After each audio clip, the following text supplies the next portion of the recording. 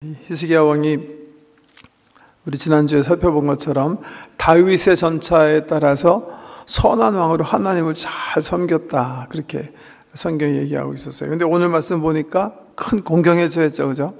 문제가 닥쳤어요. 그래서 왕인데 신하들 보는 앞에서 그 좋은 옷을 다 찢어버리고 굵은 배를 걸쳐 입고 하나님 전에 들어가게 됐다, 그렇게 얘기하고 있어요. 18장에 무슨 일이 벌어졌길래 갑자기 히스기야가 이렇게 막 정말 드라마틱한 그런 연출을 하게 됐나. 18장 한번 보세요. 18장 13절에 보면 히스기야 왕 제14년에, 히스기야는 25살에 왕 됐으니까 이제 39살이네요. 아수르의 왕 산헤립이 올라와서 유다 모든 견고한 성읍들을 쳐서 점령하며, 유다의 왕 히스기야가 라기스로 사람을 보내어 아수르 왕에게 이르되 내가 범죄하였나이다, 나를 떠나가소서. 왕이 내게 지우시는 것을 내가 당하리이다 하였더니 아수르 왕이 금, 은 300달란트와 금 30달란트를 정하여 유다 왕 히스기야에게 내게 한지라. 히스기야가 이에 여호와의 성전과 왕궁 곳간에 있는 은을 다 주었고, 또 그때 유다 왕 히스기야가 여호와의 성전 문의 금과 자기가 모든 기둥에 입힌 금을 벗겨 모두 아수르 왕에게 주었더라. 아수르 왕이 시비 걸었어요. 왜 이런 일이 벌어졌을까? 그 다음 구절 보면 이제 나오는데요. 보세요. 지금 상황을 보면 히스기야에게 이제 아수르 왕이 시비를 거는 거예요. 그 아버지 왕 이름이 뭐였죠? 아하스 왕이었어요. 아하스 왕은 친 애굽했다 그랬어요? 친 아수르 했다 그랬어요? 친 아수르 했습니다. 왜냐하면 아수르가 지금 상아시아의 주인이 돼가지고 강국으로 부상하기 때문에 어떻게 해서든지 아수르와 손잡고 자기네는 살아남기 원했어요. 그래서 아람이 망하는 거 봤고 북왕국 이스라엘이 망하는 거 보면서도 아하스가 자기 있는 거 다 바쳐서 조공하면서 일단 남왕국 유다를 아수르로부터 이렇게 보호해낸 거예요. 그 대신에 가난한 나라 된 거죠. 열심히 조공 바쳐서 했으니까. 그런데 히스기야가 왕이 되고 나서 아비 아하스가 한 것처럼 친아수르 하지 않은 거예요. 그게 그 다음에 나오는데 그냥 18장 21절만 보세요. 이거는 이제 그 다음 장면인데, 아수르 왕 이 산헤립의 부하인 이 랍사게가 아수르 왕을 대신해서 그 장수가요 이스라엘 사람을 모독하면서 하는 건데, 21절 보면 이제 내가 너를 위하여 저 상한 갈 때 지팡이 애굽을 의뢰하는도다. 사람이 그것을 의지하면 그의 손에 찔려 들어갈지니라. 애굽의 왕 바로는 그에게 의뢰하는 모든 자에게 이와 같으니라. 히스기야가 왜 공격받는지 보이시죠? 아버지 아하스는 아수르 왕과 이렇게 손잡고 친아수르 정책했는데, 히스기야는 일단 아버지가 잘못했다고 생각한 거예요. 그래서 아버지가 이제 만들어놨던 산당이나 우상이나 이런 걸 다 폐해서 없애버린 다음에, 그 다음에 아수르와 대항해서 남쪽에 있는 애굽을 손잡은 거예요. 근데 이사야서 보면 이사야 선지자가 그러지 말라고 그랬어요. 너희 아버지의 문제가 아수르 잡은 게 문제가 아니라 여호와 하나님을 잡지 않은 게 문제다.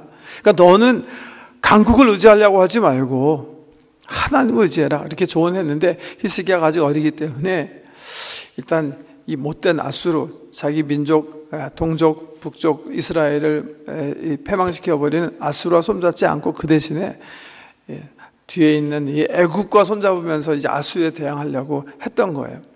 그런데 그때 아수르가 지금 이제 막 정말 부상하는 별 같은데, 아버지 시대에 조공받던 이 나라가 갑자기 아들 때 와서는 난 조공 주지 않겠다 하는데 가만히 있겠습니까? 그래서 산헤립이 화가 나가지고서는 쳐들어온 거예요. 근데 히스기야는 여지없이 당하게 된 거죠. 그래서 좀 아까 읽어드린 본 말씀 보시면 이제 화친조약을 맺는 거예요. 히스기야가 아버지가 한 것처럼 똑같이 비굴한 그 발언을 하죠. 여기 보면 14절에 뭐라 그랬어요? 내가 범죄하였나이다. 나를 떠나 돌아가소서. 왕이 내게 지우시는 것을 내가 당하리이다. 그러면서 그랬더니 이제 아수르 왕이 은 300달란트와 금 30달란트를 정해서 그러면 이것 주면 내가 용서해 주겠다 그랬던 모양이에요. 근데 그 다음 기사가 또 사실은 기가 막힌 거예요. 히스기야가 어떻게 했다고요? 그 은 300이랑 금 30달란트를 줘야 되는데 그게 없었던 거예요. 그래서 어떻게 했어요? 왕궁과 성전에 있는 것들을 다 내어주고, 금은 없어가지고 어떻게 했어요? 성전 문의 금과 자기가 모든 기둥에 입힌 금을 벗겨서 아수르에게 줬대요. 그러니까 지금 이 히스기야 당시 이 남왕국 유다가 얼마나 못 사는가를 볼 수 있는 장면이에요. 여러분, 금 한 달란트, 달란트 그리고 신약이 어디 나오죠? 마태복음 25장에 보면 예수님께서 비유로 말씀하시면서 어떤 종이 있는데 멀리 가면서 한 종에게 금 5달란트, 한 종에게는 금 2달란트, 하나는 하나. 금 한 달란트가 한 20만 불 정도 되는 거예요. 20만 불. 지금 돈으로 하면. 근데 금 30이니까 한 600만 불 정도 되는 거죠, 지금 돈으로 하면. 그러니까 웬만한 나라면 사실은 정말 자기네 어떤 민족을 보호하기 위해서 600만 불, 지금 비행기 반대 값도 안 되는 거 아닙니까? 그 얼마든지 강대국에 드릴 수 있는 어떤 그런 경제적인 위용이 있어야 되는데 전혀 없었던 거예요. 그래서 할 수 없이 왕궁에 있는 거, 그 다음에 하나님 성전을 위해서 드렸던 거 베껴가지고 드렸다는 거예요. 왜 이게 굉장히 스트라이킹한 이 이스라엘의 상태냐 하면 한번 역대상 한번 보세요. 역대상 21장 한번 보세요. 열왕기 다음에 역대상 있죠? 22장.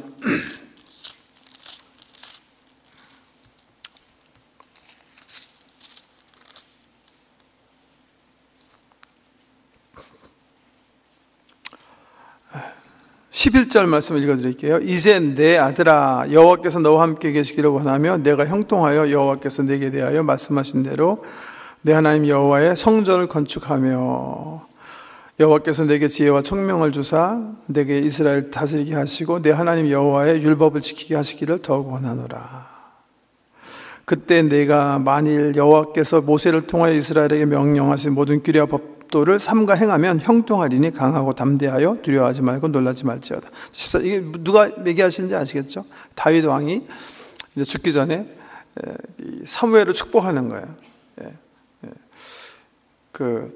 내가 성전 짓고 싶었는데 내가 성전 못 짓게 하셨다. 이제 네 시대에 이제 하나님의 성전을 지을 것이다. 하나님 말씀대로 잘 살아라. 이렇게 축복하시면서 14절에 보세요.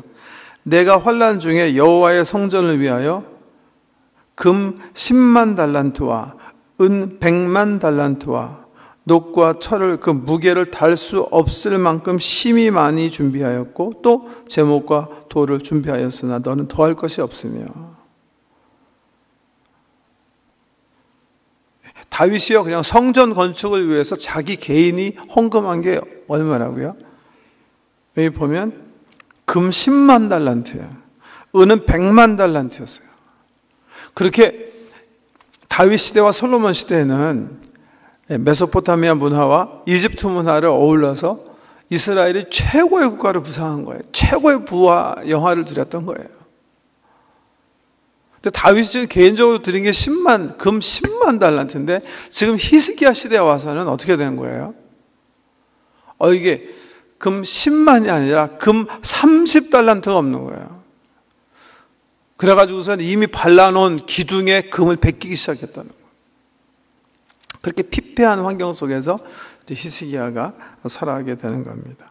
그런데 이 사내립이 이 조공을 받고도 계속 욕심을 내는 거예요. 그게 17장 이후에 나오는 거예요.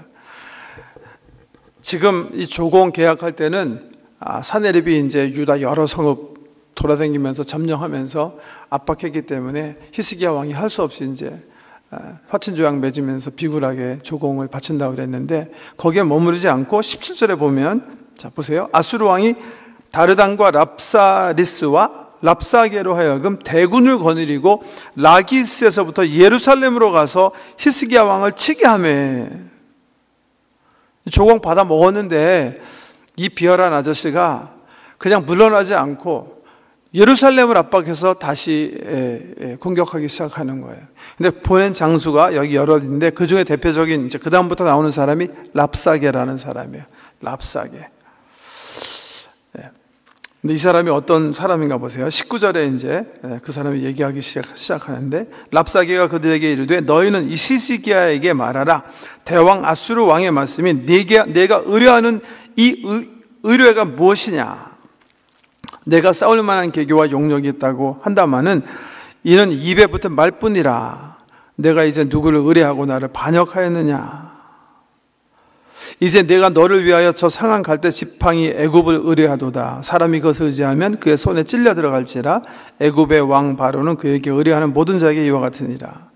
너희가 내게 이르기를 우리는 우리 하나님 여호와를 의뢰하노라 하리라마는 히스기야가 그들의 산당들과 제단을 제거하고 유다와 예루살렘 사람에게 명령하기를 예루살렘 이 제단 앞에서만 예배하라 하지 아니하였느냐 하셨나니 청하건대 이제 너는 내 주 아수르 왕과 내기하라. 내가 만일 말을 탈 사람을 낼 수 있다면 나는 내게 말 2,000마리를 주리라. 등등. 이제 이 랍사게라는 친구가 말이죠,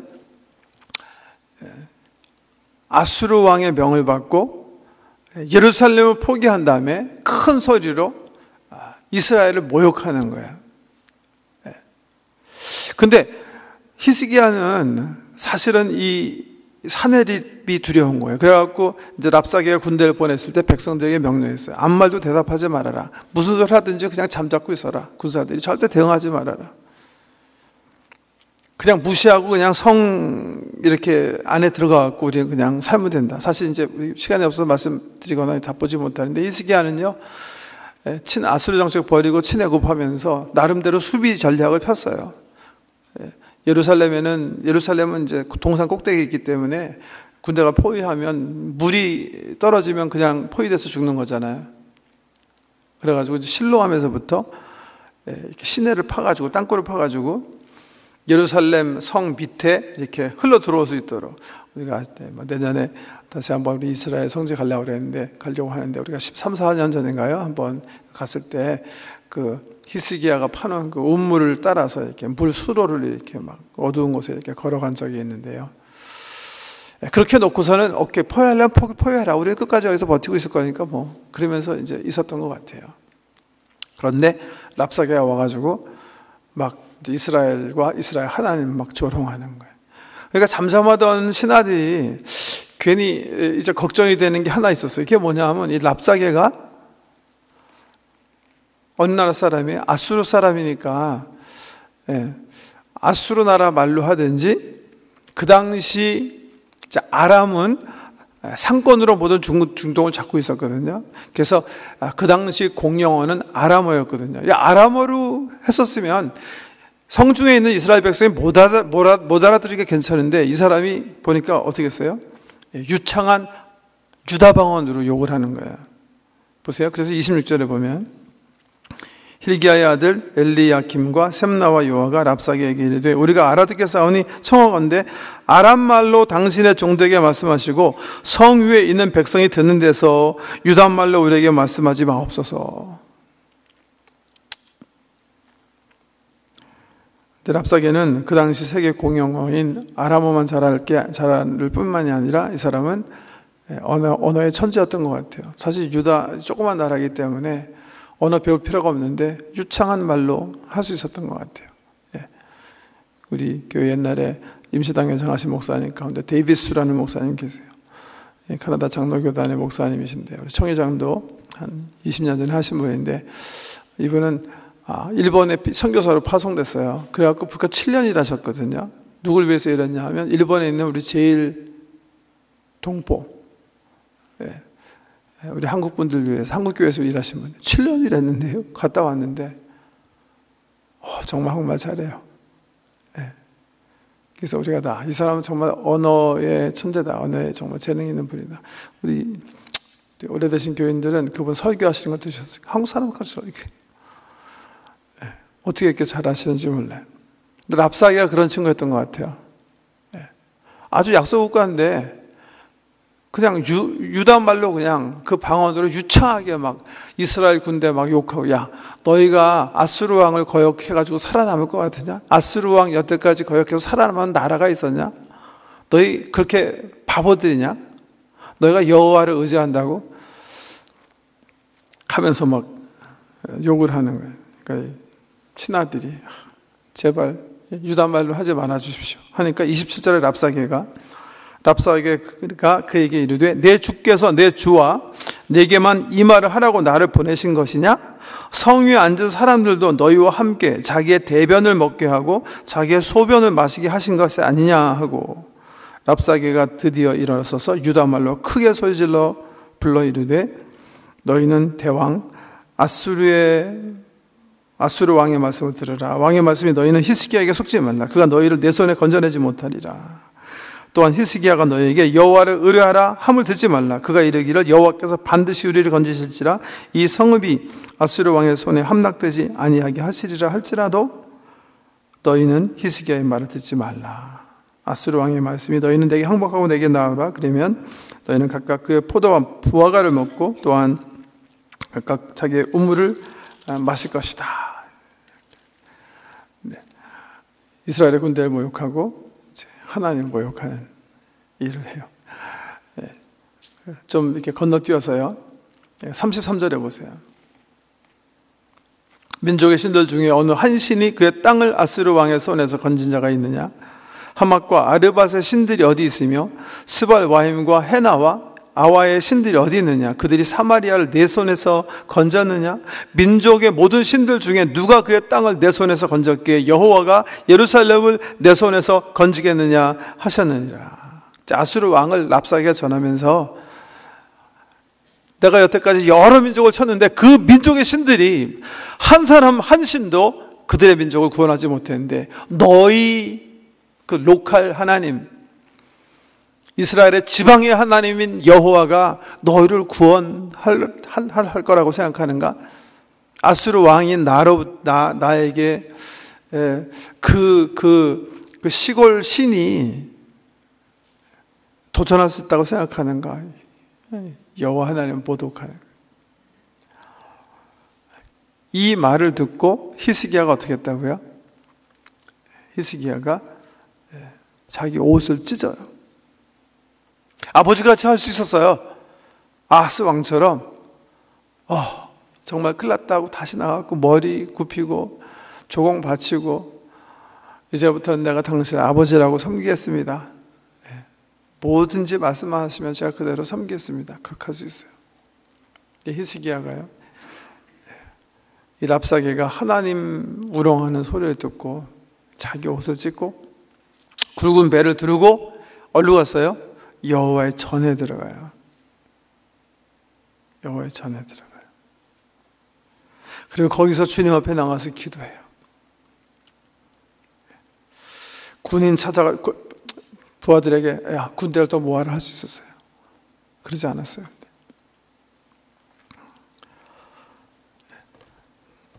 우리 가나의 혼인잔치에 우리 예수님과 제자들과 예수님 모친이 참석하게 됐는데 모친도 비슷한 그런 일을 하죠. 와인이 떨어졌어요. 혼인잔치의 유대 풍습에 의하면 와인은 기쁨의 상징이에요. 떨어지면 안 되는 물건이. 보통 와인 떨어지면 어떻게 해야 돼요? 지갑 가지러 가야 되잖아요. 지갑 가지고 술집에 가서 술 사오라고 그래야 되잖아요. 양조장에 보내가지고서 술 더 받아오라고 그래야 되잖아요. 근데 예수님 모친은 지갑 가지러 가지 않았어요. 한인시켜갖고 포도주 파는 집에 가서 포도주 사오라고 하지 않아요. 그 대신에 그 문제를 어떻게 해요? 예수님께 말씀하는 거예요. 예수님, 지금 이 혼인잔치집에 포도주가 떨어졌습니다. 예수님께, 우리 하나님께 자기의 삶의 문제를 의탁하는 거예요. 기도하는 거예요. 히스기야가 그렇게 한 거예요. 근데 기도 가운데 이 말씀을 자세히 살펴보면 응답을 이미 받은 것 같아요. 감을 잡은 것 같아요. 왜? 그 전에 가서 기도한 후에 자기 신하들을 불러서 이사야에게 보내요. 주의 종에게 보내면서 이런 말을 전하라고 했대요. 보세요. 3절인데 그들이 이사야에게 이르되 히스기야의 말씀이 오늘은 환난과 징벌과 모욕의 날이라. 아이를 낳을 때가 되었으나 해산할 힘이 없도다. 랍사게가 그의 주 아수르 왕의 보냄을 받고 와서 살아계신 하나님을 비방하였으니 당신의 하나님 여호와께서 혹시 그의 말을 들으셨을지라. 당신의 하나님 여호와께서 그 들으신 말 때문에 꾸짖으실 듯하니 당신은 이 남아있는 자들 위하여 기도하소서 하더이다. 그러니까 히스기야가요, 랍사게가 여호와 하나님을 모독하는 걸 듣고 분해서 옷을 찢고 정말 통분한 마음으로 하나님께 가서 기도했는데 하나님께서 그에게 펼쳐질 역사에 대해서 이미 말씀하신 거예요. 거기서 깨달은 거예요. 아, 이 놈은 이제는 끝이다. 얘는 이제 하나님께서 치신다. 그래서 그 응답을 받고 이사야에게 신하를 보내는 거예요. 주의 종 이사야예요. 내가 감을 잡기는 우리 여호와 하나님께서 랍사게가 자기를 모욕하는 소리를 들으시고 큰 징계를 내리실 듯하니 당신도 우리를 위해서 열심히 기도하십시오. 기도 청원하는 거예요. 기도 청원. 그 말을 이사야가 듣고 주의 음성을 더 분명하게 받아요. 그래서 6절에 이렇게 이사야가 그들에게 이르되 너희는 너의 주에게 이렇게 말하라. 여호와의 말씀이 너는 아수르 왕의 신복에게 들은 바 나를 모욕하는 말 때문에 두려워하지 말라. 내가 한 영을 그의 속에 두어 그로 소문을 듣고 그의 본국으로 돌아가게 하고 또 그의 본국에서 그에게 칼에 죽게 하리라 하셨느니라. 여기까지 오면 끝나는 거예요. 이미 하나님의 뜻이 정해진 거예요. 그 다음 얘기는 그 예언의 말씀, 하나님께서 계획하시고 이미 선포하신 말씀의 진행일 뿐이에요. 8절에 보면 랍사게가 돌아가다가 아수르 왕이 이미 라기스에서 떠났다함을 듣고 림나로 가서 아수르 왕을 만났으니 왕이 거기서 림나와 싸우는 중이라. 그래서 아수르 왕에게 잘 보고한 것 같아요. 이제 사네립에게 랍사게가. 그래서 사네립이 열받은 거예요. 그래가지고 이제 군대를 이끌고 실질적으로 이제 히스기야를 이제 찾아오는 거예요. 보세요. 9절에 보면 아스르 왕은 구수왕 디르하가가 당신과 싸우고자 나왔다 함을 듣고 다시 히스기야에게 사자를 보내며 이르되 너희는 유다 왕 히스기야에게 이같이 말하 이르기를 내가 믿는 네 하나님이 예루살렘을 아수르 왕의 손에 넘기지 아니하겠다 하는 말에 속지 말라. 아수르의 여러 왕이 여러 나라에 행한 바 진멸한 일을 내가 들었나니 네가 어찌 구원을 얻겠느냐. 내 조상들이 멸하신 여러 민족 곧 고산과 하란과 레셉과 들라살에 있는 에덴 족속을 그 나라들의 신들이 건졌느냐. 하맛 왕과 아르맛 왕과 스발와임의 성의 왕과 헤나와 아와의 왕들이 다 어디 있느냐 하라 하니라. 똑같이 얘기했죠, 그죠? 왜? 이 말을 자기 부하인 랍사게에게 하도록 한 거예요. 자기가 또 똑같이 사자를 통해서 이미 히스기야와 그 신하들에게 전한 말을 자기 입으로 똑같이 하는 거예요, 똑같이. 다른 건 몰라도 이런 짓은 하면 안 돼요. 다른 건 몰라도 정말 창조주 대신 여호와 하나님을 모독하는 거, 이거는 정말 죽음을 자초한 일이겠죠. 히스기야가 인투잇하는 거, 직감적으로 깨달았던 것처럼. 아수르가 저는 히스기야가 성경 말씀을 사랑하고 알았기 때문에 이런 일을 하는 사람이 어떻게 됐는가를 깨달음 속에서도 알 수 있었다고 생각해요. 이렇게 비슷하게 욕한 사람들이 있어요. 실제로 모세가 바로에게 찾아가서 여호와 하나님을 얘기할 때 바로가 하나님 욕하지 않았습니다. 바로는 그러지는 않았어요. 여호와 하나님을 두려워했어요. 근데 왕정 시대 돌아와서 이제 사울이 왕이 됐을 때 이스라엘을 계속 공격한 나라가 있어요. 어느 나라? 블레셋입니다. 블레셋의 그 블레셋 장군 가운데 이스라엘을 막 오금 떨게 한 사람이 있었어요. 누구예요? 골리앗이에요. 골리앗이 뭐하죠? 하나님을 직접 모독하지도 않았어요. 구약 교회를 모독해요. 이스라엘을 모독하는 거예요. 그런데 그 모욕을 들으면서 교회는 그냥 움츠리고 있는 거예요. 사울이 너무 겁나고 장군들이 다 겁나서 이렇게 움츠리고 있는데 그 소리를 듣고 막 속이 부글부글해서 일어난 청년 하나가 있는 거예요. 17살 청년. 그게 누구예요? 다윗이에요, 그게. 다윗이 그렇게 얘기하잖아요. 우리 이스라엘, 구약교회가 섬기는 여호와 하나님에 속한 우리 구약교회를 모독하는 너 골리앗,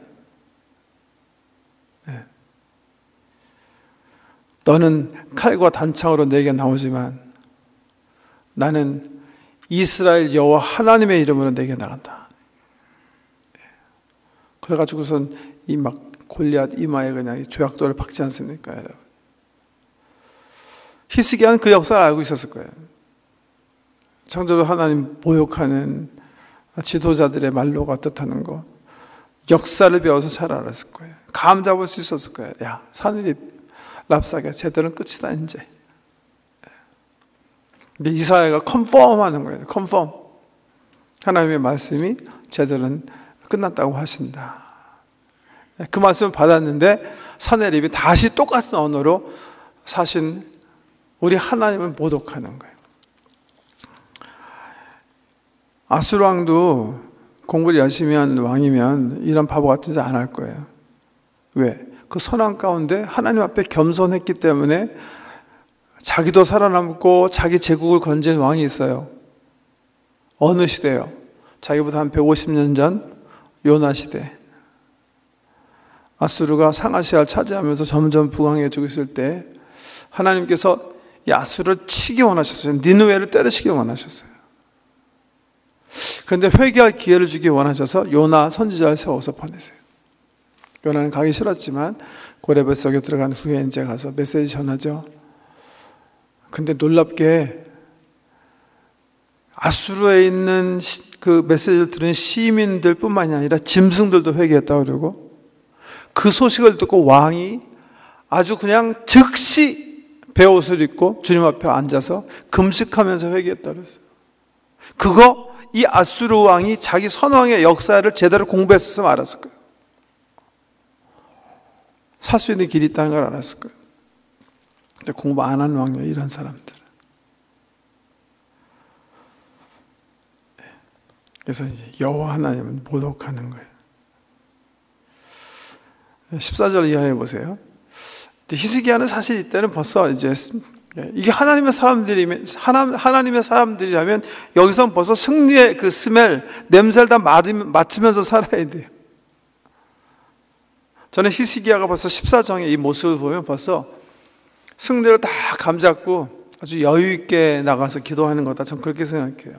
보세요. 기도 내용이 옛날에 전번이랑 달라요. 히스기야가 사자의 손에서 편지를 받아보고 여호와의 성전에 올라가서 히스기야가 그 편지를 여호와 앞에 펴놓고 그 앞에서 히스기야가 기도하여 이르되 그룹들 위에 계신 이스라엘의 하나님 여호와여, 주는 천하 만국의 홀로 하나님이시라. 주께서 천지를 만드셨나이다. 사내립이 저게 제정신이 아닙니다. 우리 여호와 하나님을 다른 그 민족들이 섬기는 그 우상처럼 아주 그냥 로컬 갓, 그 시골 촌의 어떤 조그만 하나의 어떤 귀신으로 생각하는데, 하나님은 천하를 또 만국의 홀로 계신 하나님이시고 천지를 만드신 하나님 아니십니까? 16절 여호와여 귀를 기울여 들으소서. 여호와여 눈을 떠서 보시옵소서. 사내립이 살아계신 하나님을 비방하러 보낸 말을 들으시옵소서. 여호와여 아수르 여러 왕이 과연 여러 민족과 그들의 땅을 황폐하게 하고 또 그들의 신들을 불에 던져 싸우니 이는 그들이 신이 아니요 사람의 손으로 만든 것 곧 나무와 돌뿐이므로 멸하였나이다. 우리 하나님 여호와여, 원하건대 이제 우리를 그의 손에서 구원하옵소서. 그리하시면 천하 만국이 주 여호와가 홀로 하나님이신 줄 알리이다 하니라. 18장의 히스기야와 19장 초엽의 히스기야와 이 기도하는 히스기야가 많이 다르죠. 왜? 이미 히스기야는 알았어요. 이제 끝난 거예요. 전쟁은 이미 승패는 이미 결정난 거예요. 왜? 사내립이 정말 하지 말아야 하는 말을 자기 입에서 내뱉었거든요. 그리고 하나님께서 이미 그를 판단하셨거든요. 그의 수명을 재셨거든요. 그러니까 믿음을 가지고 승리의 기상을 그냥 마음껏 그 영혼을 받아가지고 하나님께 나가서 기도. 하나님, 나는 하나님이 누군지 압니다. 저 하나님을 모르는 저 이방 사람이 하나님 모욕한 거 하나님께서 들으신 줄 압니다. 나는 이제 하나님께서 역사하시고 간섭하시고 이제 전쟁은 나와 아수르가 아니라 여호와 하나님과 하나님께서 만드신 조그만 한 촌부 인생인 줄 압니다. 히스기야가 딱 기도해요. 다 끝난 거예요. 이제 다 끝난 거예요. 그 기도를 우리 하나님께서 들으시고 20절 이하에 보면 하나님께서 대답하시는 거예요. 읽지 않겠습니다. 전반부는 내가 아수르를 끝장내버리겠다. 29절 이하에는 너희 민족 유다는 내가 편안하게 이제 농사짓고 잘 먹고 잘 살게 하겠다. 그 약속이세요. 35절 보세요. 결과. 이 밤에 여호와의 사자가 나와서 아수르 진영에서 군사 18만 5천 명을 친지라. 아침에 일찍이 일어나 보니 다 송장이 되었더라. 아수르 왕 사네립이 떠나 돌아가서 니느웨에 거주하더니 그가 그의 신 니스록의 신전에서 경배할 때에 아드람멜렉과 사레셀이 그를 칼로 쳐 죽이고 아라랏 땅으로 그들이 도망하며 그 아들 에살 핫돈이 대신하여 왕이 되니라. 성경에는 별로 관심이 없어서 기록하지 않으셨지만 이 왕 시대 다음에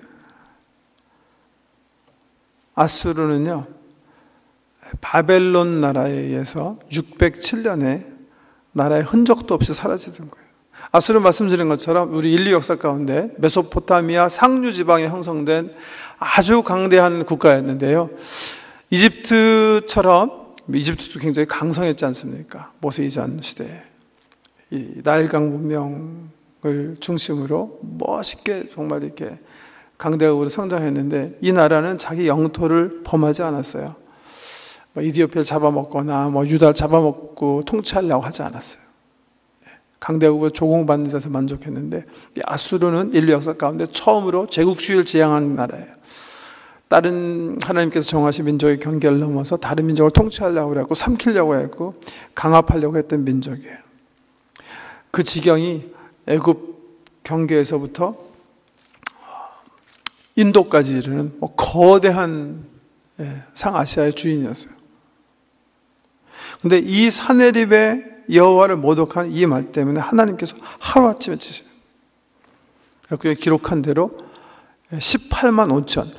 지금도 여러분 어느 나라든지 군사가 하루아침에 18만 5천 죽어봐요. 끝장나는 나라예요.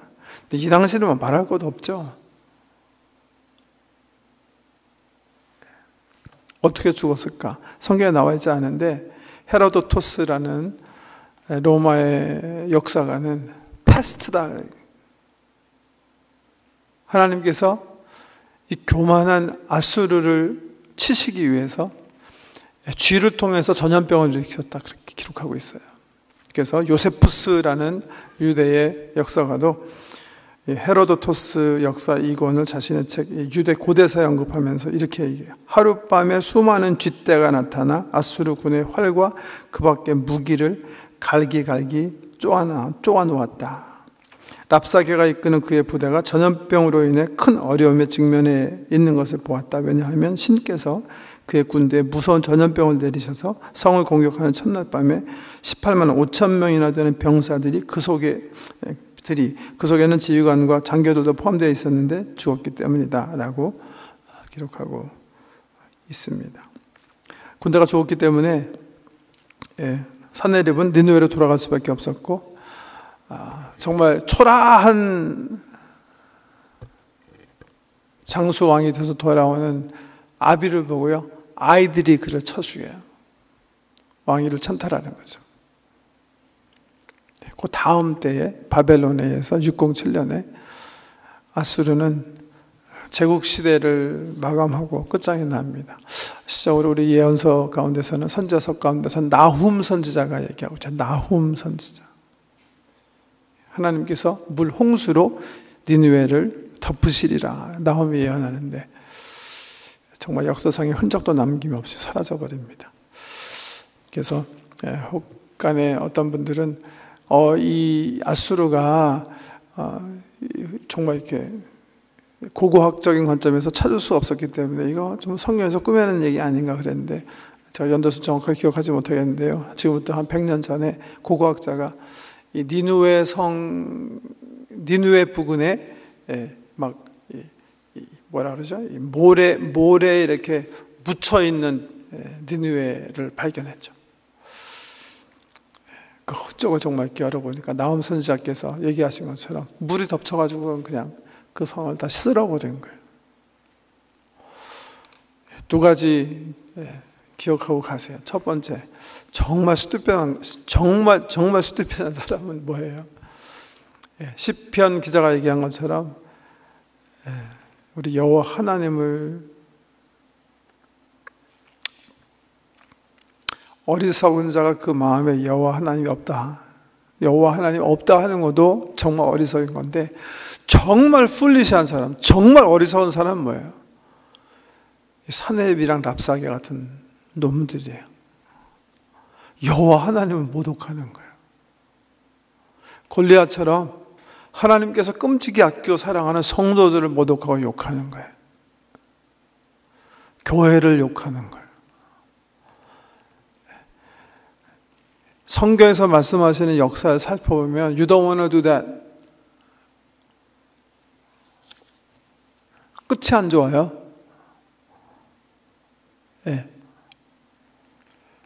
그래서 다윗이 안 하는 거예요. 그래서 하나님의 사람들이 안 하는 거예요. 하나님께서 사랑하는 교회, 성도, 또 한 걸음 더 나가서 우리 여호와 하나님 경외하지는 못할 망정 그를 모욕하고 비방하고 욕하는 거, 이거는 정말 자기 얼굴을 쇠망치로 치는 것 같은 거 기억하셔야 돼요. 두 번째, 히스기야 보세요. 히스기야가 맨 처음에 왕되고 나서 젊었을 때는 정말 이렇게 막 어떻게 하면 살아남을까 해서 애굽도 손잡아 보고 뭐 우물도 파고 자기 나름대로 어떻게 쓰든지 자기 국민들을 자기 통치 가운데 보호하기 위해서 했었는데 그로 되지 않는 거예요. 결국 아수르가 압박하기 시작하는데, 결국 그가 살아남았던 길은 뭐예요? 이 문제에 부닥쳤을 때 여호와 하나님이 그의 문제를 끌어들이는 거예요. 자기의 문제를 기도로 하나님께 맡기는 거예요.